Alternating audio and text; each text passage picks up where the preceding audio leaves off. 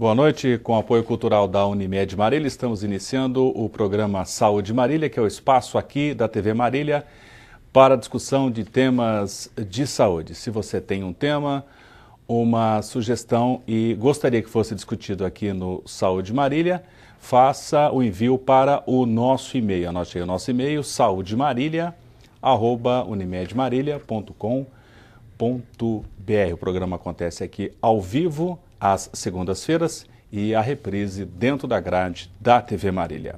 A produção separou nessa noite um tema dentro da cirurgia plástica, o tema cirurgia de prótese da mama.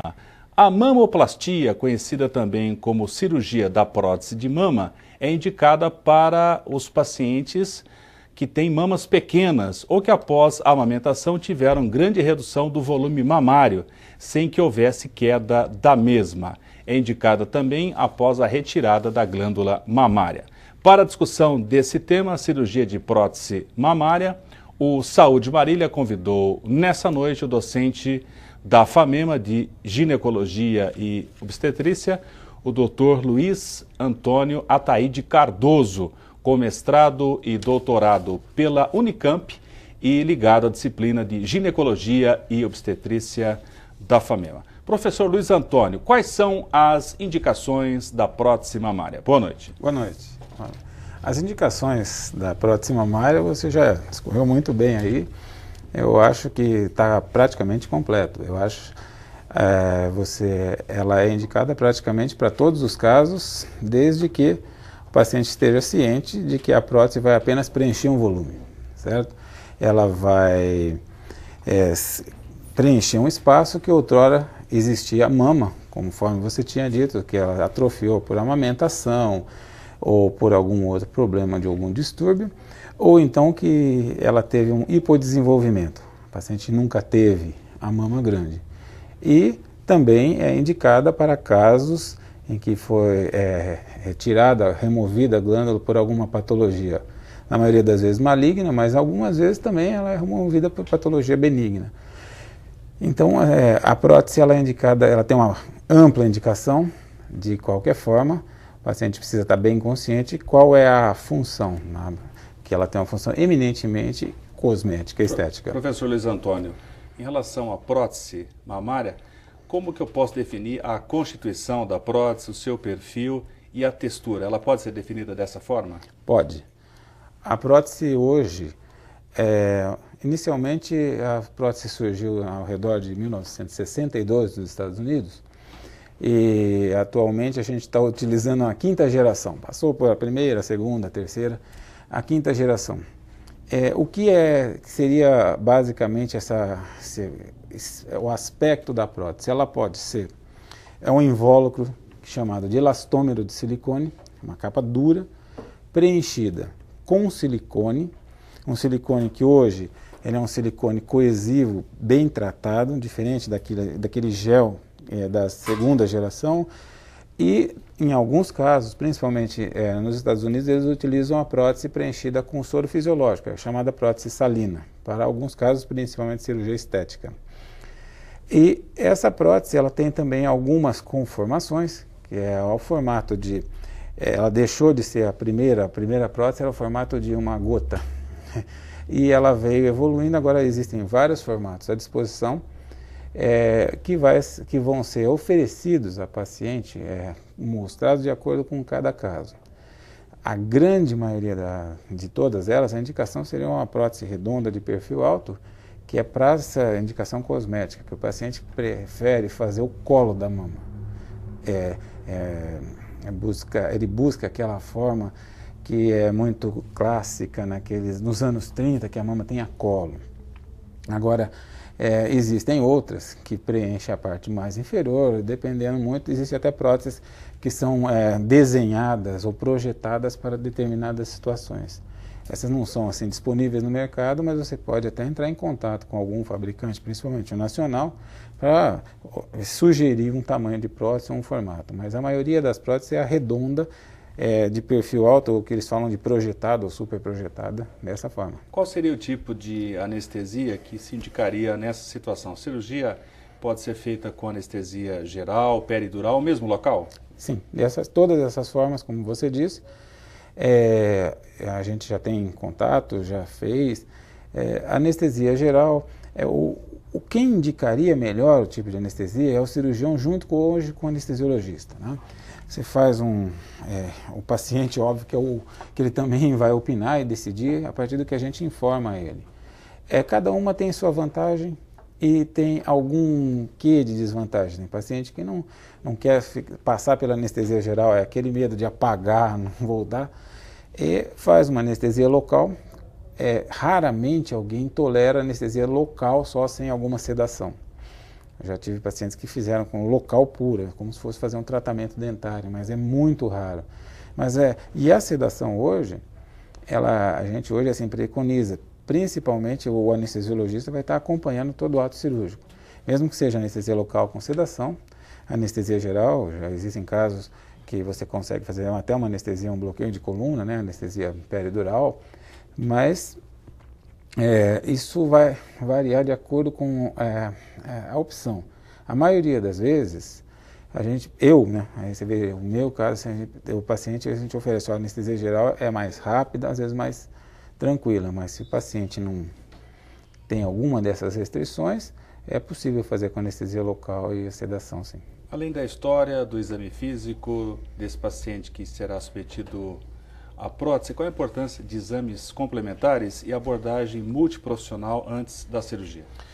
É muito importante, porque os exames, a abordagem multiprofissional, principalmente uma avaliação cardiológica por um profissional especializado, para ver se o paciente tem algum tipo de problema que vai acontecer nessa situação de estresse, que a gente no consultório pode passar por ele, a gente que é assim, um especialista na área de cirurgia plástica, que ele pode deixar de ver. Então não basta, assim, pelo menos assim, na minha opinião, não basta apenas um eletrocardiograma. O paciente tem que fazer uma avaliação cardiológica, uma avaliação básica que a gente faz assim, de exames laboratoriais que envolvem a função tiroidiana, principalmente de mulheres, que as mulheres têm mais susceptibilidade a ter problemas tiroidianos.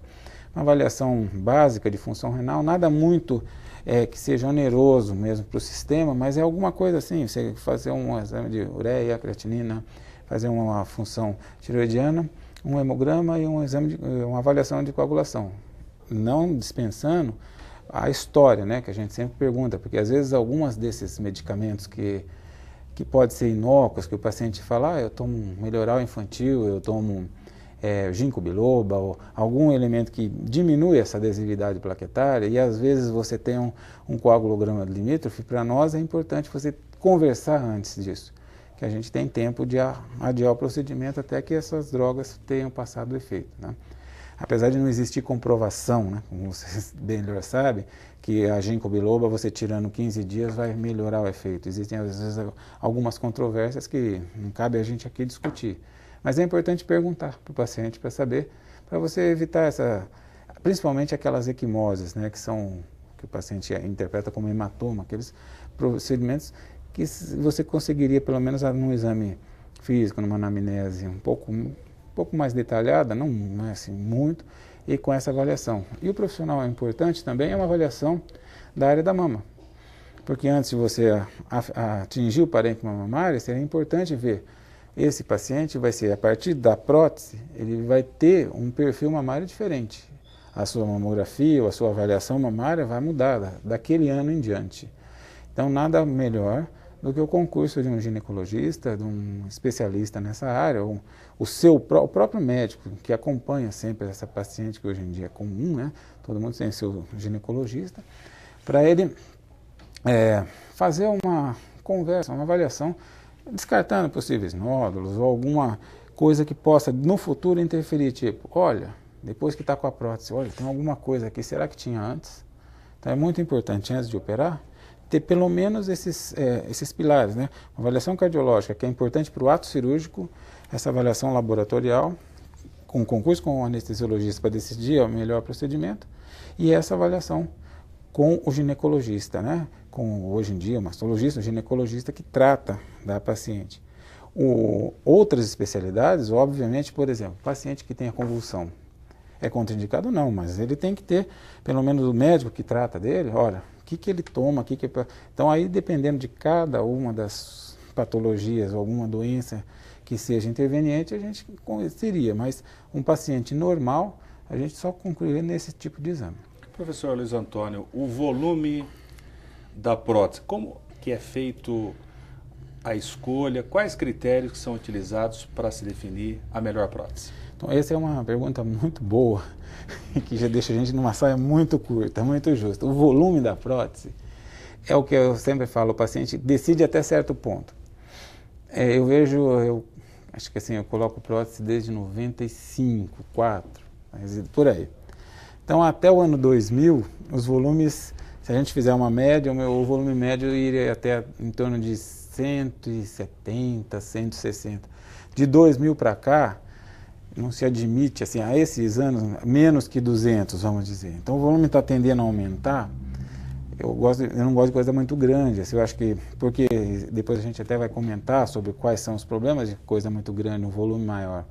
Mas o volume é avaliado, a gente pode fazer uma avaliação no biotipo da paciente. Isso é o óbvio, né? Então, você tem uma paciente pequena, não vai pôr uma prótese grande. Se ela já tem um parênquima mamário, não vai ter uma prótese grande. Ela não vai mudar muito o número do sutiã.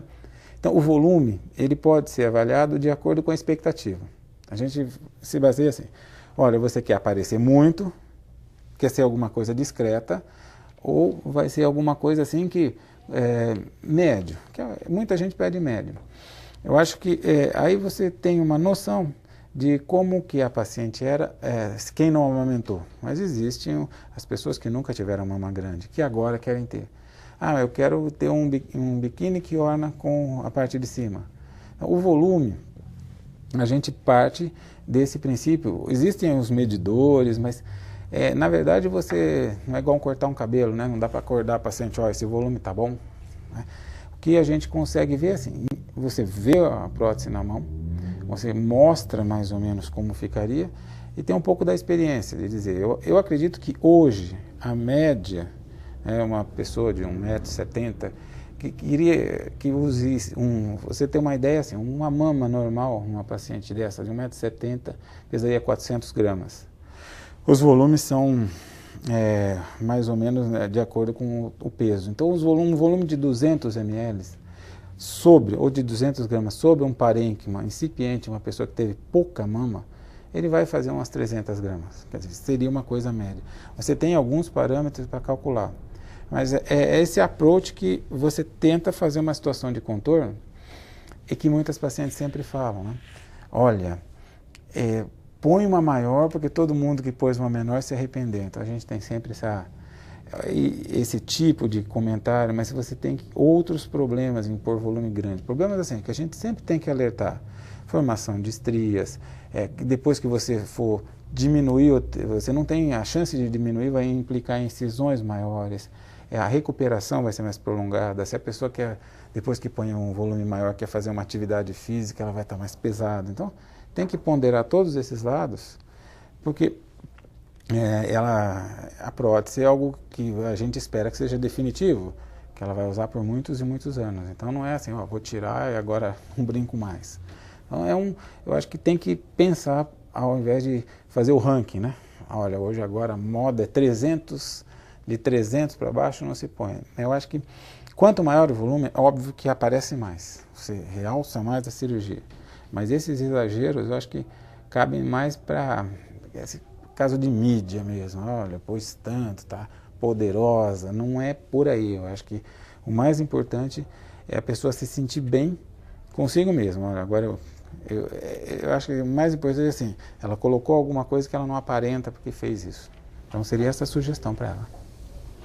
Saúde Marília está discutindo nessa noite o tema cirurgia de prótese mamária com a presença do professor Luiz Antônio Ataíde Cardoso, ligado à disciplina de ginecologia e obstetrícia da FAMEMA, mestrado e doutorado pela Unicamp. Nós vamos ao nosso intervalo e voltaremos a seguir.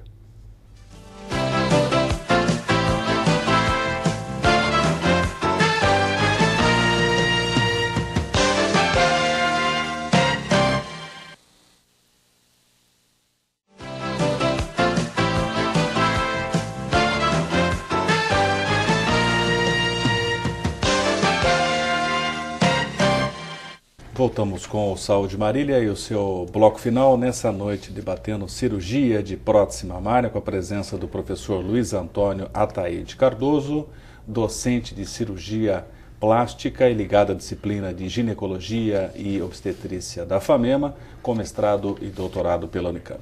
Professor Luiz Antônio, quais seriam as técnicas para o implante da prótese mamária? Bom, as técnicas clássicas descritas são a via de acesso. A gente tem, então, 3 vias de acesso classicamente descritas. A inframamária, que fica no sulco da mama, a periaureolar, fica na auréola, e a axilar, que fica na axila. Existem outras vias hoje, com o advento da cirurgia endoscópica, que você pode colocar a prótese através de um orifício, pode ser umbilical, e que você vai introduzir, ela só é indicada para prótese salina, no caso, porque você introduziria ela dobrada e depois preencheria. Então as vias clássicas são essas 3, mas essa outra que alguns cirurgiões utilizam. E o local aonde você vai colocar a prótese. Então uma é por onde e a outra em que local. O local que você vai colocar a prótese é ou atrás da glândula mamária, que é a dita retroglandular, ou atrás do músculo peitoral maior, que é a dita retropeitoral ou retromuscular. Então são essas as vias e a localização da prótese. Existem complicações que podem advir do implante da prótese mamária? Existem, elas são inúmeras, que a gente poderia dizer que primeiro está na esfera, vamos separar, na esfera da infecção e outra na esfera do mau posicionamento, complicações perioperatórias, tipo hematomas, a prótese ela desloca, extrusão do implante, ruptura do implante, você tem colonização inadequada e aí os distúrbios de cicatriz, que pode ser desde a cicatriz sinestética alargada até a cicatriz queloidiana. Então, todas elas, embora sejam de muito baixa incidência, elas são descritas, né? E a gente, às vezes, sempre é bom pensar, alertar o paciente, olha, você pode prevenir, inclusive numa anamnese, um paciente hipertenso, um paciente que tenha fragilidade, alguma coisa dessa, você pode tentar já fazer a prevenção para o hematoma, que você faz o controle, né, e tenta tomar os devidos cuidados. E a parte de infecção é rara, mas às vezes é descrita, você pode, porque o implante está ali. Então você tem que tomar alguns cuidados também para a prevenção dessa infecção. As complicações de natureza estética do implante em si, elas foram aos poucos minimizadas. Como você disse, a primeira geração de prótese, ela era lisa, a superfície. Uma das evoluções foi essa superfície ficar enrugadinha, que é a dita texturização da superfície. A partir daí diminuiu muito um fenômeno dito contratura capsular, que era um fenômeno que a prótese ficava, o paciente percebia que aquilo era uma coisa que não ficava natural no corpo, ficava bem armado, como se fosse um corpo estranho. Então essa contratura capsular diminuiu muito, isso era próprio da prótese. E por essa contratura, muitas próteses, existia muito tempo, antigamente, a orientação de massagens vigorosas, uso de vitamina E antes de usar a prótese, colocação, principalmente as retromusculares, porque seriam assim. Então, com o advento da texturização, que foi da 4ª geração para frente, 93 para frente, aí você já eliminou em grande parte esse fenômeno da contratura. Apesar de tem pouco. Tá? Na visão do professor, entre a prótese de soro fisiológico e a de silicone, sendo que de silicone inúmeros estudos mostraram que o material é inócuo, não há reação. Na visão do professor, no Brasil, se coloca mais de qual tipo? Olha, do que eu tenho conhecimento, acima de 95 ou mais, é só a prótese preenchida com silicone. Porque você veja, todas elas são feitas com esse elastômero. Então o silicone que está em contato com o organismo. Por dentro, o preenchimento de soro, o FDA, ele recomendava que as próteses estéticas americanas fossem preenchidas com soro. E que as pacientes americanas com câncer de mama pusessem prótese com um gel de silicone. Poderiam pôr. Mas é um contrassenso, porque se você for conversar com nossos colegas, a maior chance de você ter um câncer mamário é você já ter tido o câncer, né? Você tem você tem que ter mais cuidado na outra mama. E nesse caso eles permitem que ponha a prótese que a gente coloca aqui. Então, não se entende por que é esse silicone que é a salina. Agora, até lá nos Estados Unidos, eles estão introduzindo como modernidade esse gel, que agora estão pondo. Mas aqui no Brasil, eu acho que a grande maioria é só preenchida com gel de silicone mesmo. Professor Luiz Antônio, qual o tempo médio de permanência hospitalar após o ato cirúrgico? É uma situação que varia muito com o anestesiologista, o paciente, a condição, o tempo médio, a gente poderia responder que é 12 horas. Então é uma cirurgia que você tem condições de fazer e ir embora no mesmo dia. E já sei, existe aqueles casos que é estritamente ambulatorial, o paciente nem volta para o quarto, opera e sai. E às vezes tem casos de quem quer ficar mais um dia, mas assim, é uma cirurgia que é, em média, para o paciente operar e ir embora no mesmo dia para casa. Ele opera, assim, ele permanece 12 horas. Eu estou acostumado a que os pacientes nossos querem operar de manhã. Então, vamos dizer que se opera depois do almoço, pode dormir no hospital, né? Na possibilidade de surgir o queloide, qual é o procedimento que o cirurgião plástico pode determinar? É uma coisa muito importante também. A cicatriz é impossível a gente predizer o que vai acontecer. O queloide é uma situação a nosso favor, visto que ele é muito raro, mas a gente não conhece a exata incidência de um queloide. Porque, inclusive, nos mesmos indivíduos, você pode ter queloide em um lugar e não tem em outro. É comum você ver pacientes que têm um queloide no lobo da orelha e não tem um queloide no abdômen, porque o queloide ele é metamérico, ele pode ser racial, mas ele é metamérico. E é muito importante todo mundo ter essa noção. Toda pessoa que vai se submeter a uma cirurgia, ela corre o risco de ter um queloide. E não é imperícia, não é má técnica. O queloide ele começa a hora que você corta. Você não precisa nem suturar nada. Tanto que queloide é descrito em espremer espinha. Na vigência de um queloide, você utiliza as técnicas comuns hoje. Quais são? Tratamento de compressão local, você faz um tratamento de usar uma corticoterapia intralesional com alguns medicamentos à disposição, você utiliza, nesse caso, você pode fazer a ressecção do queloide com a aplicação de uma radioterapia de baixa penetração, que é a dita beta-terapia, e a Röntgen-terapia. Veja bem, na mama, em glândulas próximo a regiões que têm uma taxa de mitose muito grande, o radioterapeuta também tem que avaliar, porque às vezes você corre o risco de fazer uma radioterapia que pode desencadear uma neoplasia. Então, não se faz assim impunemente. Então, talvez a beta-terapia seja mais indicada. Os nossos colegas radioterapeutas que avaliam, olha, aqui dá para fazer, a gente manda para avaliar, e a radioterapia é feita imediatamente após o ato cirúrgico. Ele só funciona no pós-op imediato. Qual é o tempo médio de estabilização da cicatriz cirúrgica? Uma cicatriz cirúrgica ela tem um tempo médio de estabilização em torno de 1 ano. É óbvio que o corpo humano funciona de forma exponencial. Então, esse 1 ano é aquele 95%. Em termos de 6 meses, a gente já tem uma boa noção de como vai evoluir essa cicatriz. E, por exemplo, na vigência de um queloide importante, um queloide mesmo, em 3 meses você já sabe. Porque o paciente vai referir o prurido, que é aquela coceira, ardência, como se estivesse ardendo, uma atividade intensa que não passa, não cessa. Então, você tem você fica de olho nessa evolução, entendeu? O queloide mesmo, ele pode evoluir de uma hora para outra, mas ele é comum o paciente que vai ter queloide já começar a referir na cicatriz essa atividade intensa, um prurido intenso que não cessa, que é normal. Um mês, de um mês a 2, tem coceira na região do ato cirúrgico, que é um sinal da manifestação estamínica, de toda aquela proliferação das citoquinas. E tudo isso está fazendo o quê? Está mudando aquele tecido da matriz extracelular do colágeno. Essa atividade se traduz para o paciente como se fosse um período de coceira. Às vezes ele fala, eu sinto uma coisa passar para lá, para cá. Você está mudando tamanho e forma de moléculas. Isso é comum. O queloide não, ele é como se estivesse assim, sempre coçando e ardendo muito, É um prurido intenso. Qual seria agora o tempo ideal para que a paciente ou o paciente retornasse às atividades com movimentação dos membros superiores? Eu falo assim, o que eu sempre oriento, na prótese, com a incisão inframamária, você avaliou, a cicatriz está estável, a gente orienta aquela retomada aos poucos. Em torno de 15 dias o paciente já se permite que ele possa fazer a maioria dos movimentos de forma suave.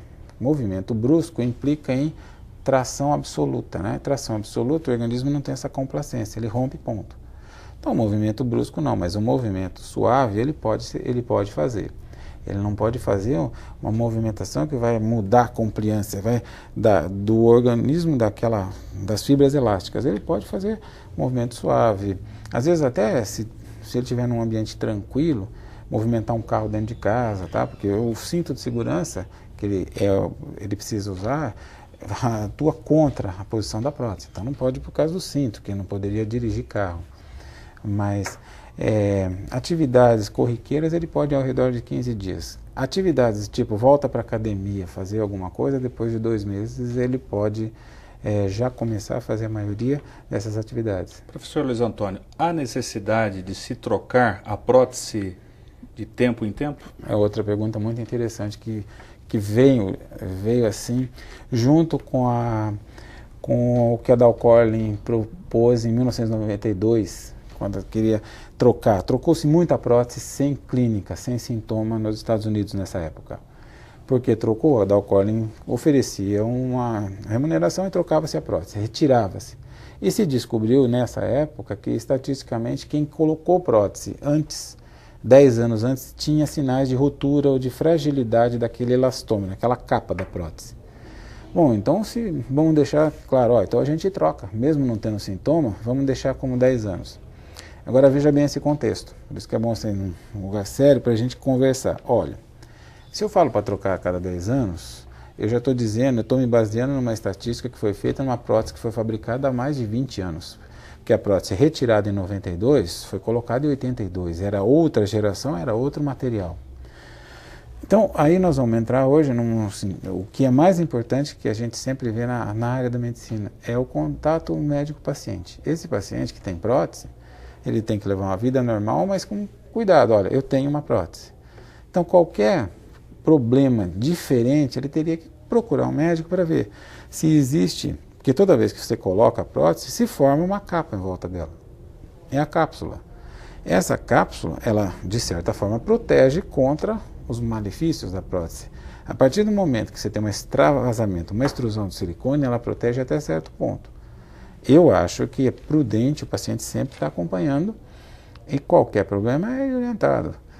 O que é mais simples? Olha, a cada 10 anos você troca a prótese que provavelmente não tem nada. Agora, eu não sei como é que são os macrófagos, que é o sistema imunológico de todo mundo.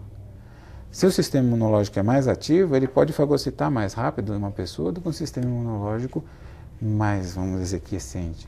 Então, em média, se diz 10 anos, que é o que se alastra. Agora, hoje fabricantes falam, eu garanto a minha prótese por 15 anos. Tem uns que garantem pela vida inteira. Mas acho que a gente deve voltar para cá e falar, olha, acompanha. Você faz um acompanhamento médico todo ano, que é um procedimento, a prótese é segura, não tem nada, e se precisar trocar, se troca sem problema. Estamos chegando ao final do Saúde Marília, deixamos o professor Luiz Antônio para a discussão sobre esse tema cirurgia de prótese mamária, que podemos esperar para o futuro, novos materiais, novas técnicas cirúrgicas, enfim, o que nós temos aí em expectativa para a cirurgia de prótese mamária? O que eu acho que o que evoluiu bastante do futuro o material, ele cada vez está sendo mais elaborado, com mais precisão, com mais pureza e com mais inércia em relação à agressão do organismo. O silicone realmente é um material bem tolerado. A técnica cirúrgica, ela vai mudando cada vez menos, né? Você tem as vias de acesso. Se a prótese, se o futuro for cirurgia, eu acho que é difícil, eu não consigo visualizar uma outra técnica, a não ser essa que você fala. Existem próteses hoje que elas são ela é uma prótese osmolar, você coloca apenas um disco e ela mesma vai controlar a quantidade de líquido que vai entrar nela. É uma prótese que ela é um autoexpansor. Você tem um controle, esse controle pode ser calibrado, mas ele é químico ainda, né? Então você colocaria apenas um disco que você inflaria ou não. Você teria que ter um meio mecânico para inflar. Você poderia colocar ele por um caminho muito pequeno.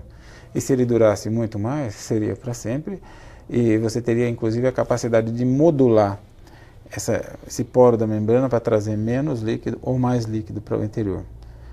Isso aí já existe algumas próteses que elas só trazem o líquido e não se modula. Você pode pensar nisso. É uma prótese autoinflável de acordo com o meio osmótico do paciente.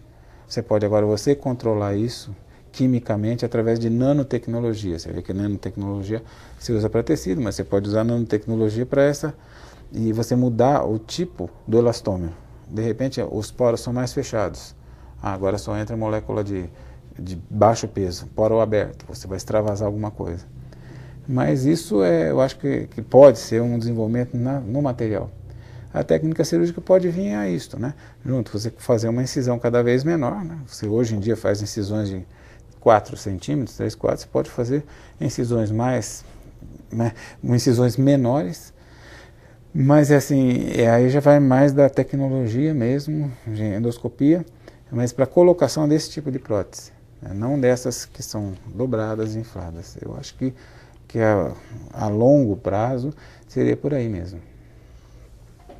Saúde Marília discutiu nessa noite o tema cirurgia de prótese mamária com a presença do professor Luiz Antônio Ataíde Cardoso, cirurgião plástico ligado à disciplina de ginecologia e obstetrícia da FAMEMA, com mestrado e doutorado pela Unicamp. Se você tem um tema, uma sugestão, encaminhe para o nosso e-mail saudemarília@unimedmarília.com.br. O programa Saúde Marília acontece com o apoio cultural da Unimed Marília.